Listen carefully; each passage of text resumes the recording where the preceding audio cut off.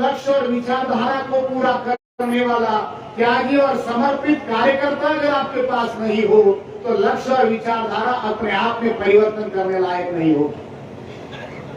ये परिवर्तन का सिद्धांत कीमत चुकाने वाला सिद्धांत है। ये परिवर्तन का सिद्धांत जीवन और जिंदगी कुर्बान करने के साथ जुड़ा हुआ सिद्धांत है और ये तभी संभव होगा जब उसके लिए त्यागी और समर्पित कार्यकर्ता होंगे।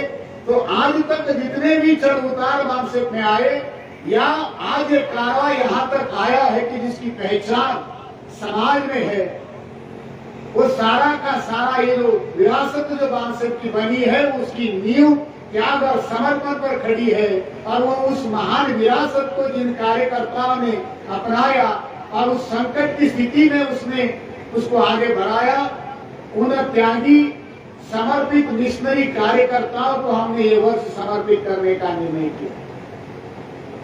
साथियों, मिशन को पूरा करने के लिए और दो चीजों की जरूरत होती है।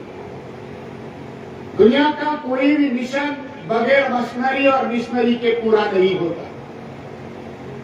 मिशन को पूरा करने के लिए मशीनरी की जरूरत है, संगठन की जरूरत है और उस संगठन को समाज में लेकर जाने का, उस संगठन को समाज में प्रस्तावित करके उस लक्ष्य को, जिस लक्ष्य को हासिल करने के लिए बांसुर बना है, उस लक्ष्य को हासिल करके समाज के अंदर से उस परिवर्तन के लिए माहौल निर्माण करने के लिए मिशनरी कार्यकर्ताओं की जरूरत है। तो ये मशीनरी और मिशनरी ये दोनों की आवश्यकता है। मगर हमने देखा कि जैसे समाज में मिशनरी कार्यकर्ता होते हैं उसी तरीके से साथियों मर्सेनरीज भी लोग होते हैं। पंडित घनश्याम जी खास शब्द इस्तेमाल करते थे कि समाज में मिशनरी लोगों की कमी है, मर्सेनरीज ज्यादा है।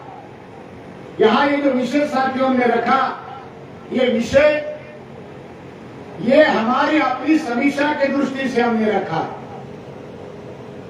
हम अपनी समीक्षा करना चाहते हैं, अपने बहुजन समाज की सफलता की समीक्षा करना चाहते हैं। हमारे महापुरुषों ने जो योग्यता हमारे अंदर हासिल की, जो योग्यताओं का निर्माण हमारे अंदर किया, उन योग्यताओं का निर्माण करने के बाद में भी हम उस लक्ष्य को हासिल करने की दिशा में उस अनुपात में सफल नहीं हो पाए, उसके क्या कारण है, इसकी समीक्षा करने की दृष्टि से साथियों ये विषय हमने यहाँ पर चर्चा के लिए लिए। इसकी व्याप्ति ये केवल बांसुर के तक सीमित नहीं है। हम अपने पूरे बहुजन समाज की समीक्षा करना चाहते हैं, उसकी राजनीति की, उसकी वर्तमान परिस्थिति की समीक्षा करना चाहते हैं, क्योंकि हम अपने समाज के अंदर परिवर्तन लाना चाहते हैं और वो परिवर्तन के लिए काफी समय, 50 साल कोई कम समय नहीं होता। ये क्यों नहीं हो पा रहा है, ना होने के पीछे के क्या कारण है, उन सारी बातों की समीक्षा साथियों 3 घंटे में नहीं हो पाएगी। मगर कार्यकर्ताओं के सामने, हम अपने समाज के सामने कुछ सवाल इस माध्यम से खड़ा करना चाहते हैं कि वो ये चीजें हैं, इन मुद्दों के आधार पर समाज के अंदर चिंतन मनन होने की जरूरत है। उस दिशा से अगर लोग सोचते हैं तो साथियों ये चीजें उस कंक्लूजन की दिशा में लेकर जाने लायक हम लोग बन सकते हैं। हमने आज तक राजनीति का चरित्र देखा, ब्राह्मणों की या प्रस्तावित व्यवस्था की भी राजनीति हमने देखी है और हमारे अपने लोगों के द्वारा भी चलाई गई राजनीति हमने देखी है। इन दोनों राजनीति में खासतौर पर बहुजन समाज के द्वारा जो व्यवस्था के अंदर एक आंदोलन से जो राजनीति में गया, वो भी एक प्रभाव हमने देखा।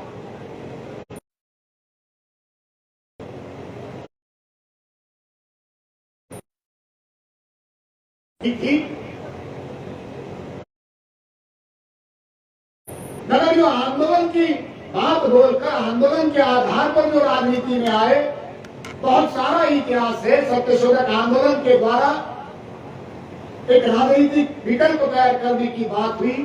बाबा साहेब अम्बेडकर के बाद में बहुत बड़ा राजनीतिक विकल्प खड़ा करने की कोशिश हुई।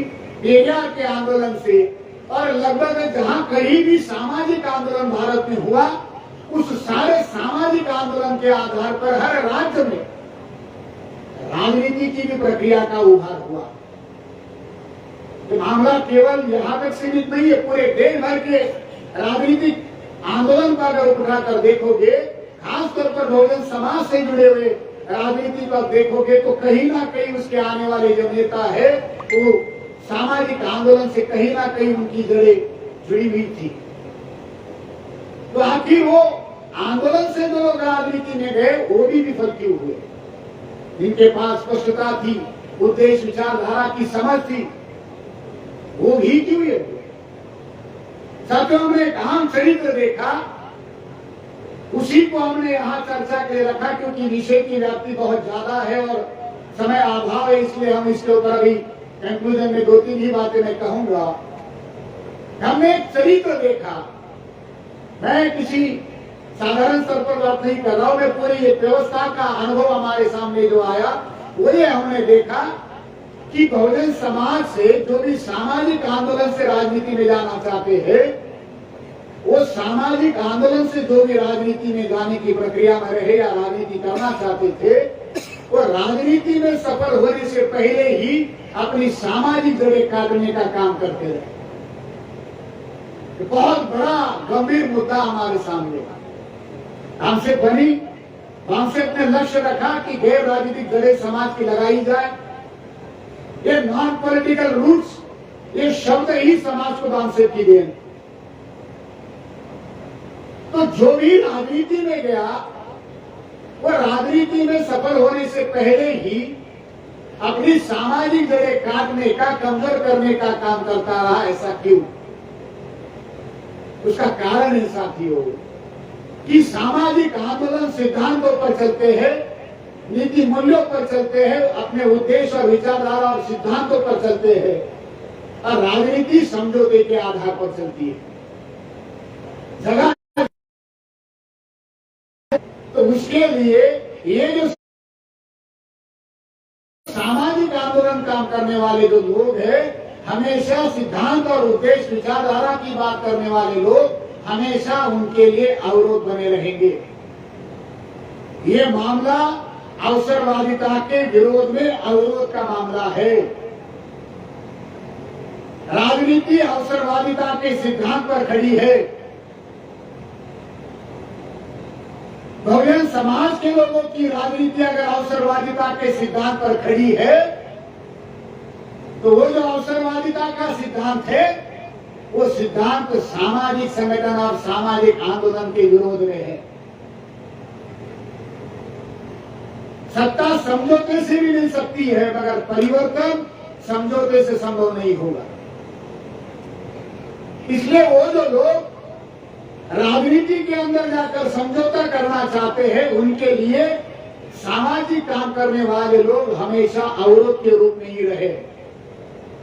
और इतिहास इस बात का गवाह है कि राजनीतिक और सामाजिक लड़ाई में हमेशा जीत सामाजिक आंदोलन की हुई है। मैंने सवेरे के सेशन में उस बात को कहा था कि आंदोलन की तैयारी ये कोई साधारण बात नहीं है। हम जिसको तैयारी मानकर कह रहे हैं, वो वास्तविकता में तैयारी है। दुश्मन की ताकत को अंडर एस्टिमेट करके, अपनी ताकत को ओवर एस्टिमेट करके अगर हम लोगों को बताएंगे, लोगों का मनोबल बढ़ाने के लिए ये बात हो सकती है ठीक हो, पुष्टिकरण के लिए ये बात ठीक हो, मगर हकीकत तो हमको पता होनी चाहिए।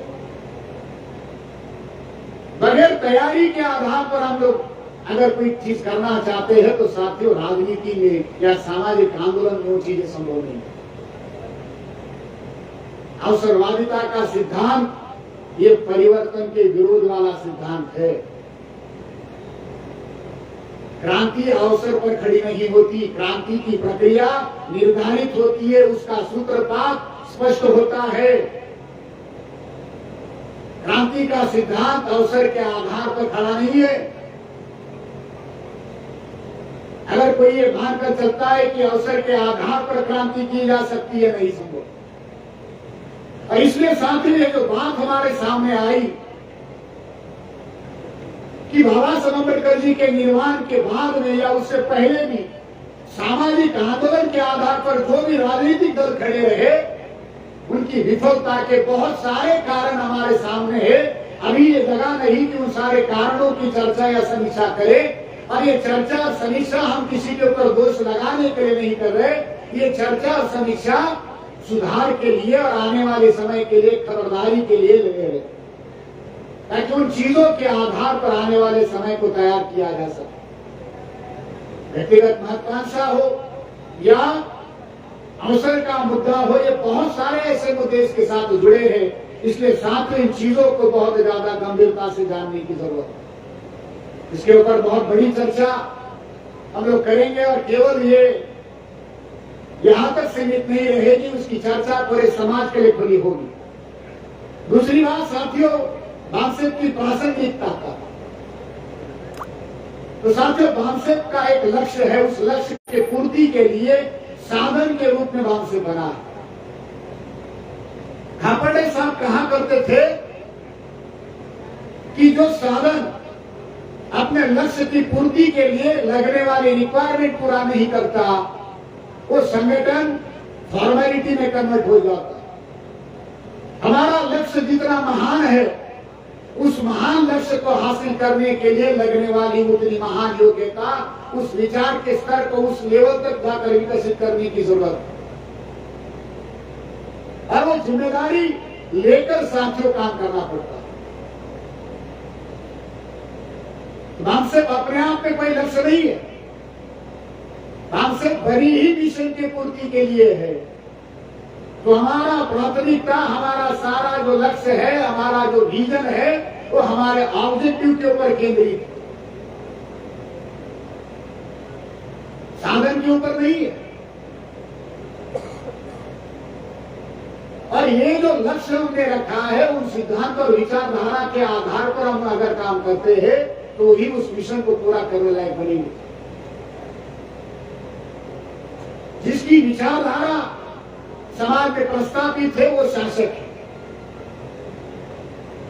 हम समाज में अपनी विचारधारा को प्रस्तावित करना चाहते हैं, और वो विचार समाज में प्रस्तावित करके ही क्रांति हो सकती है। और क्रांति होने के बाद में भी अगर आप भविष्य में प्रतिक्रांति को रोकना चाहते हो, तो उस विचार को समाज में निरंतर स्थापित रखने के लिए आपको उस समय भी इस मिशनरी काम करने वाले लोगों की जरूरत रहेगी। क्योंकि इन विचारों की जो लक्ष्य हमने रखा है, सामाजिक क्रांति का जो लक्ष्य हम लेकर चल रहे हैं, उस लक्ष्य को क्रांति के बाद में भी आबादित रखने के लिए भी आजीवन कुछ लोगों को इस लक्ष्य को जो हमने रखा है, वो उस लक्ष्य को हासिल करने के लिए और उस लक्ष्य की गरिमा को, उसके लक्ष्य को निरंतर समाज में बनाए रखने के लिए आजीवन काम करना होगा। इसलिए साथियों, इस विचार की प्रासंगिकता कल भी है, आज भी है और भविष्य में भी होगी। कोई ये नहीं कह सकता कि परिवर्तन का विचार, क्रांति का विचार आज अप्रासंगिक हो गया, ये कहने वाले अप्रासंगिक हो गए। इसलिए साथियों, बांसेप की प्रासंगिकता तभी है जब वो अपने लक्ष्य के लिए काम करती है। तो हर कार्यकर्ता को अपने आप को उस लक्ष्य के साथ जोड़कर, उस महान उद्देश्य के साथ में जोड़कर काम करने की जरूरत है। जाते जाते खापर्डे साहब का एक उदाहरण देकर साथियों मैं अपनी बात को खत्म करता हूं। हमने जिस महान लक्ष्य को हासिल करने को निर्धारित किया है, उस लक्ष्य को हासिल करने के लिए हमें अपने चरित्र का विकास, उस लक्ष्य के ऊंचाई तक विकसित करने की जरूरत है। हमारी चाहत आजादी की है, हमारी सोच आजादी की है। हमारा लक्ष्य अगर आजादी के लिए है, हमारी चाहत अगर आजादी की है, तो हमारा चरित्र, हमारा व्यवहार भी उस लक्ष्य को हासिल करने लायक होना चाहिए। उस लक्ष्य को ध्यान में रखकर उतनी ज्यादा ऊर्जा निर्माण करने वाला चरित्र विकसित करना होगा। खापर्डे साहब कहा करते थे, जितने ऊंचाई पर हमारा लक्ष्य है, जिस महानता पर हमारा लक्ष्य है, उस महानता पर अगर कार्यकर्ता अपना विचार विकसित करता है, तो बहुत सारी समस्या उसी से खत्म हो जाएगी। बहुत सारी समस्या क्योंकि बहुत सारी छोटी छोटी चीजों पर हमारा लक्ष्य केंद्रित होने के कारण जितनी बड़ी योग्यता हमारे अंदर है, जितना बड़ा काम हम लोग करने लायक है, वो कर नहीं पाते। उस लक्ष्य को हासिल करने के लिए उस स्तर को, जिस स्तर पर हमारा उद्देश्य है, उस स्तर पर जाकर अपने विचार को विकसित करना होगा। अगर वो काम हम लोग करते हैं तो उस लक्ष्य को हासिल करने की योग्यता हमारे पास होगी। और हम लोग ये जो लक्ष्य रखा है कि मिशन और उस मिशन के साथ जुड़ी हुई सारी धारणाएं, विरासत, साथियों 50वां साल है, 3 पीढ़ियों की कुर्बानियां इसमें गई है। ये 3 पीढ़ियों की कुर्बानियां ऐसे ही नहीं गई है। उन कुर्बानियों को हम लोग अपनी विरासत मानते हैं और उस विरासत को आगे लेकर जाएंगे। और ये जो लक्ष्य हमारे महापुरुषों ने रखा है, उस लक्ष्य को हासिल करके ही रहेंगे।